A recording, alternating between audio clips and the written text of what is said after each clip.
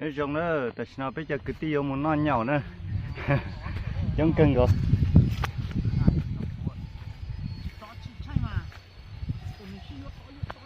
qua phải to xe này đủ cân rồi thế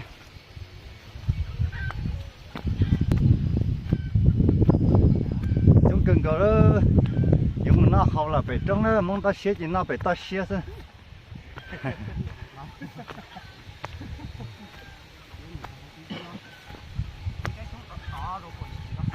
chúng lên cân rồi nữa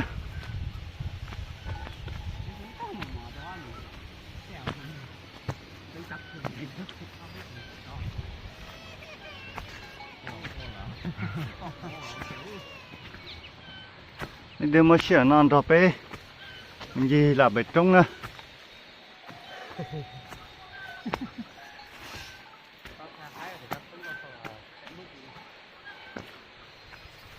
thì cứ tí ta tỏ là cá trong cơn gạo thia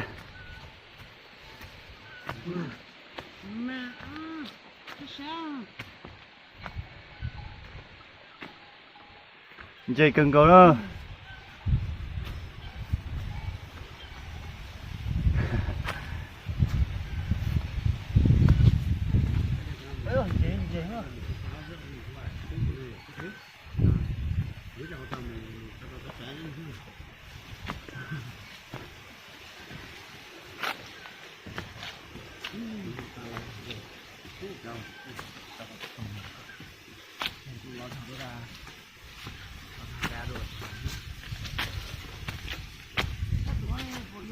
sa cơ li gì to gì trống sa cưng rồi nè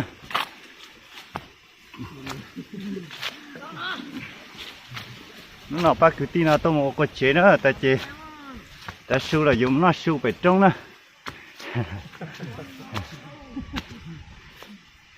phải nó thế từ tí bể bên đây phải nó nữa ngay trái chảo thế với một hồi chảo phải nè nhưng bác cứ tin là cá nó thế trông cơ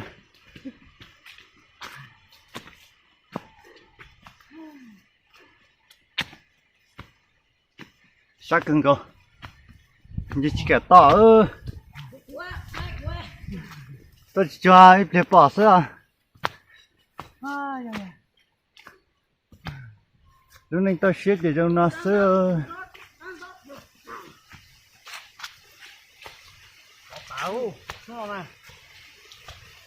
nó chẳng có cú nữa xóa cưng còn tốt rồi chỉ no rồi nữa anh nói mà xe vô là chặt đầu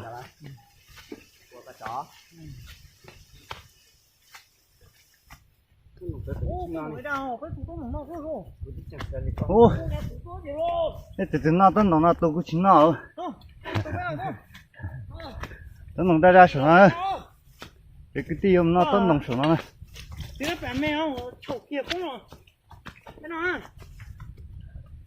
siêu bỏ phải nó ra phải nó đi tân nó này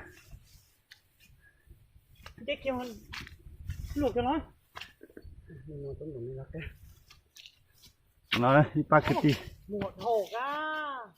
đi đang chỉ tôi à ô tân đồ vật chính nào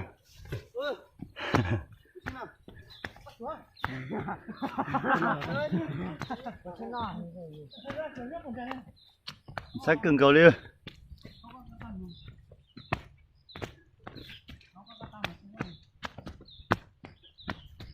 thì giờ thế để phải nói thế suy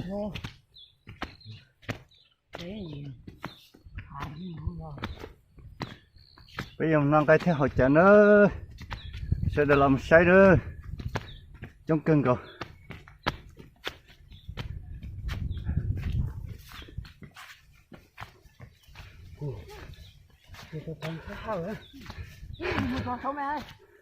我能懂啊，我能懂香港呀。 con sai cử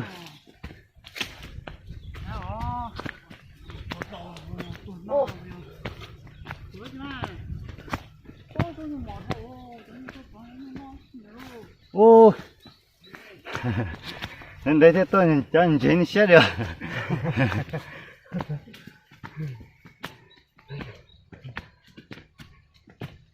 chỉ cái trong xa tiền rồi. Sa cơ nữa.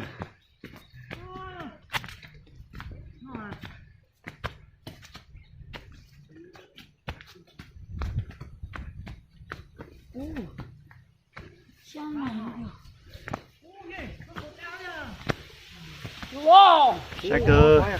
Ô. Thì cái tin này nó tốn đồng xưa nè. Nó sụp lẹ thì. Nếu chỉ nó tốn đồng đó cũng mà chỉ khe ư. Hôm nay nó là sao? Nó cho nhung nó cho nhung nó trong cơ. Nó cái gì? Con sẽ cho tao đã chỉ cho nhung nè. Ui, tí đen to tí luôn. Tí không? Nó sẽ cho mua tiền thôi, nên sẽ nói một túi nó. Nó tiền này à? Tí đen to thì á. Của tao tay su, chỉ cho nhung á. Thì tôi nào tấn tổng bên tôi năng gai ơi. Ô, sao cơ tao lù xí nè. Chỉ nói cả tao sát cần gỗ như thế nè. Chính cần gỗ phải trong xí nè.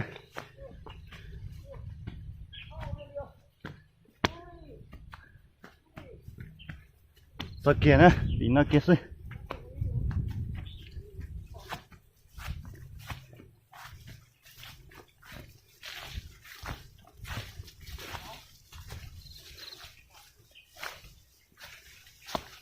Ôi, chuyển tẻ xuống luôn.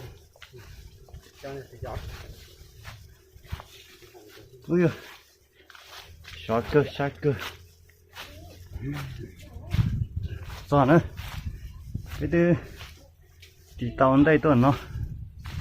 Ô, chơi cuối cùng thì tôi tập ăn xong rồi. Không mà đắng ấy. Lâu rồi đi. Sao nữa? Tụi ta tỏ một lông gai rồi.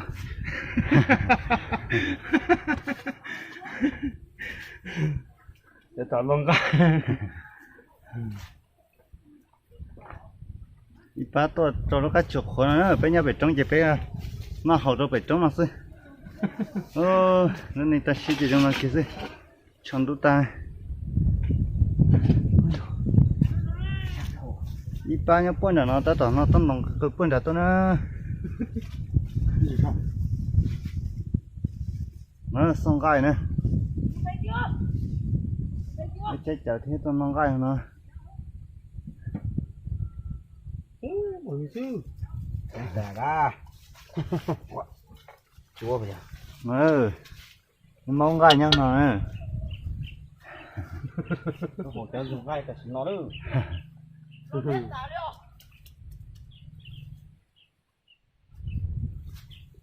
Chắc đồ gì.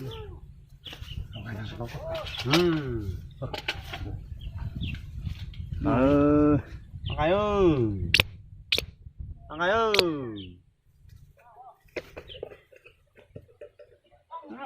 Bắt cơ ha. Gì vậy nhỉ? Papa.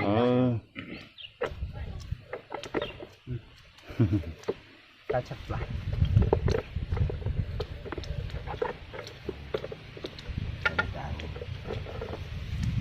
Đi cho bé hổ sao? Chào anh. Vậy tôi có sẽ sao? Năm nay tuần hỗ trợ rồi hết thì anh ơi. Sát cơ. Chỉ cho bớt tao nói sẽ có bao. Ô sát đâu? Đi ba cứ đi tôi chống cần rồi nè. Đi ba. Ô chống cần. Cho nó ơi. Tại ô. Nó chỉ cái này nó ngay đây à. Ô, ngay đây có nó chỉ cho nó. Ôi. Ôi.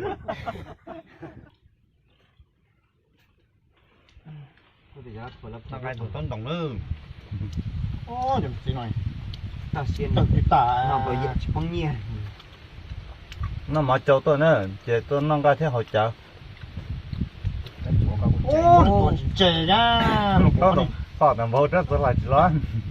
Một hầu cái. Yêu. Phải là tủ này tôi đây. có tua có chịu tua có tít trầu rồi à dập Nè đầu nè rồi tu cho à nè còn đứng thuốc đang là phứ gì đó. dập đầu rồi cũng tài chỉ lấy đi chị Chúng ta tội đẻ chứ lúc nào. Nè mà tầm. ô lực tả đi à hả ô nó à tài kia cũng à xuân gì có tới là nó là trong trắng nó đĩa hải nó nông nó Mất gì hại nè. không chế đi nội thuộc kia nó cổ nó này cá ô Mất gì cổ mà. cổ cho nhẹ à Chứ nào mất gì hại tụi địa. ô kiểu cũng nó có non tê chó ô ta xỉu chắn nó à một nóng ngò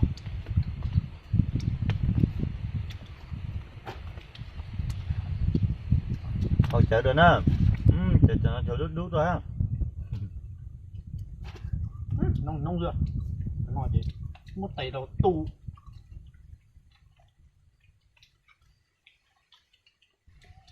nông này ê để tên nông nào có chơi cho mà nó chợ cái cần nữa lợi thì chợ yên nó đó xì dạ yên mày hay thì dạ cái nó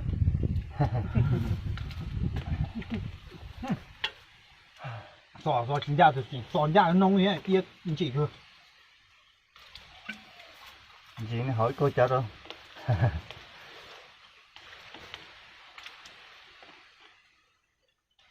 vấn đề của nông này có Cho vào hai ô chợ con đồng bãi không? Ta có bọc đi vào hồ. phải gì à Chắc gì rồi. phải nhung là phải hỏi nha sai phải nhung à Mà nhung lông nia mà. Cam bà tự đó.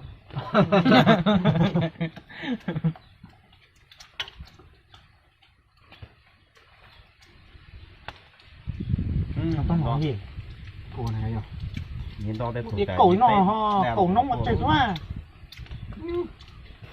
Phải cho thấy là một đầu thì cầu kia thì nó thế này phải một tay hay không? cuốn đây đó chưa nè hồi chợ nó tiếng Là các công một tay kẻ như tôi. ở chỗ này thì hai của tên gió bố ha thì đây là tụ tẻ ô giờ được tụ sát xỉ nhau cũng chả tụ nó à Mẹ thì mẹ ôi dữ. nó nói là trong cái lư nó chém cọp với tấm nó cọp tàn nên nó chỉ tàn chỉ tông chế nó nè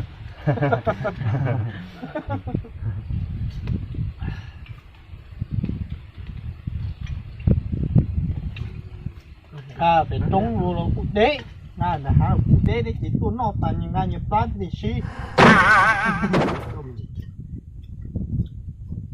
giấy tuần ra đúng rồi nhau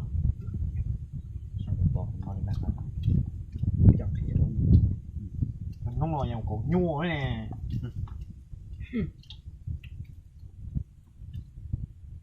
nhiều cổ nhua chặt tại đúng tại lo tạo những chè nó cổ mình một sai đúng mà ô ấu luôn nè nếu chỉ cổ cổng thì kỳ hơn đi to tuột nhé ô hiểu nó kia giết cho chắc cái chả cái cỡ cái gì cỡ cái gì cơ cái gì mà giờ mà cho tấn nó cái gì thế nó trồng cái mà chỉ nhỉ à ô lại nọ đó đánh xe thế nè À mua đánh cho à có tổng giờ cho chỉ tổng giờ à mua món một hai nữa. rồi nọ đánh xe đó làm tu là nọ có tiền nọ có cá mà gì cá thì là nọ đánh xe ra nó này Chuyện gì mà không mua cái lên đây là hạt lắm nào này. Hả? Đây cái nguồn bọc. Nó tóm đủ hết rồi. Nó tóm đủ hết là đưa.